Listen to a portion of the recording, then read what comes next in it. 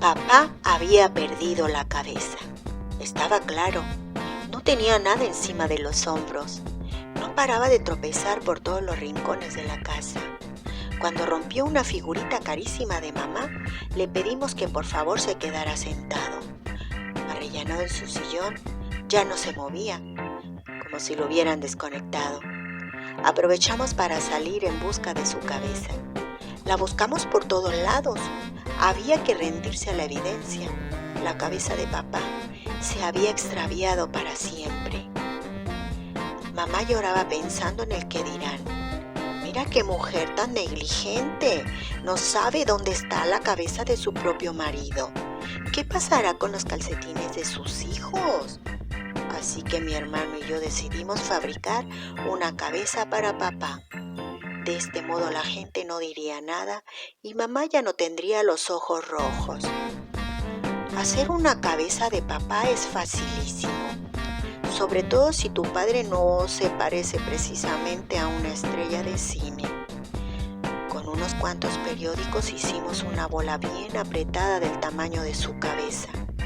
La pintamos del color de su piel. Le pusimos ojos, boca y pestañas. Por nariz ensayamos con una coliflor, una papa, zanahoria o un baguette.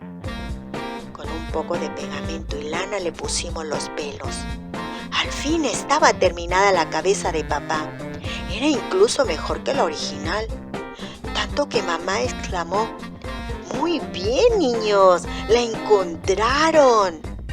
Pero cuando le dimos un martillazo para enseñarle que solo era de papel, mamá se desmayó. Como todos los lunes por la mañana, papá llegaba tarde al trabajo. Mamá se precipitó al volante del coche, lo dejó en la puerta del despacho y después continuó solo, seguramente por la fuerza de la costumbre. Había que confesar que la desaparición de la cabeza de papá presentaba numerosas ventajas. Nunca lo oíamos gritar aunque hiciéramos la mayor de las travesuras. Papá estaba siempre de acuerdo con mamá. Hacía un montón de cosas para ella. Evidentemente ya no tenía voluntad porque ya no tenía cerebro. Mamá ordenaba y papá obedecía. Era muy práctico para mamá. Papá estaba encantado de cocinar. Ponía la mesa muy contento. Le encantaba fregar los platos. Pasaba la aspiradora con alegría. Y cuando estaba cansado, mamá le hundía un embudo en el cuello para darle carne picada con puré. El beso antes de dormir era muy desagradable porque nos rascaba las mejillas con la piel de papel y nos ensuciábamos la boca de pintura. Por su parte, a mamá le parecía fantástico tener un marido sin cabeza porque ya no roncaba en la cama. Una mañana tuvimos que volver a pintar deprisa la cabeza de papá antes de que se fuera al despacho porque se había afeitado. Otra vez se fue a correr y olvidó la cabeza. En un santiamén mamá se montó en la bici. Mi hermano corría detrás de ella, como alma que lleva el diablo. Montada sobre el portaequipajes, mi misión consistía en volver a poner la cabeza en los hombros cuando mamá llegara a su altura. Íbamos todos en pijama siguiendo a un pobre hombre sin cabeza. A 2 pasos de las rejas del parque, finalmente conseguimos atrapar a papá y nos caímos encima de él. Estábamos muy contentos de nuestra hazaña, pero la cabeza quedó dañada con la caída. La boca se le veía chueca, la nariz volteada y los ojos torcidos. Mi hermano y yo tuvimos una idea genial. Si nos llevábamos a papá a unos grandes almacenes, sería fácil hacer que comprara todo lo que le pidiéramos, puesto que no tenía voluntad. En menos que canta un gallo, pusimos un temible dispositivo en marcha. Escondido bajo el traje de papá y sujeto con unos tirantes y un cinturón, imitaba su voz hablando a través de un bote de yogur vacío. Lo habíamos previsto todo. Yo guiaba a papá de la mano y mi hermano hablaba con los vendedores.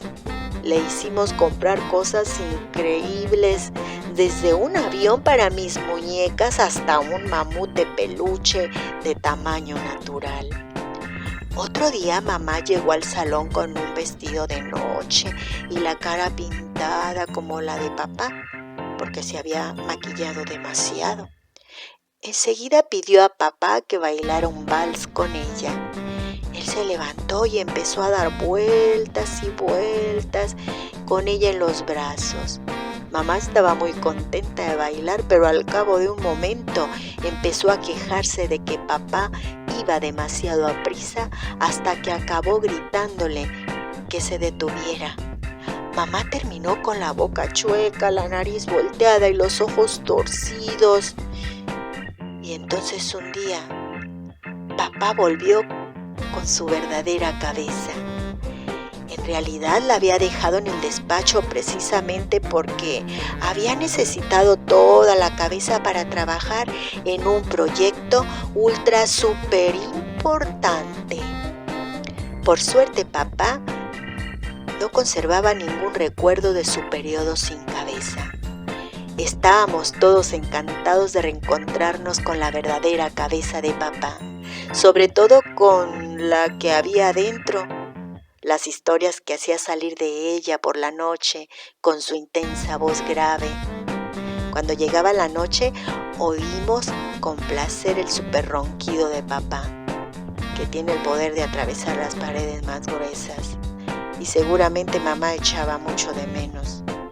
En cuanto a la cabeza de papel, nadie se preocupó nunca más de volver a tocarla.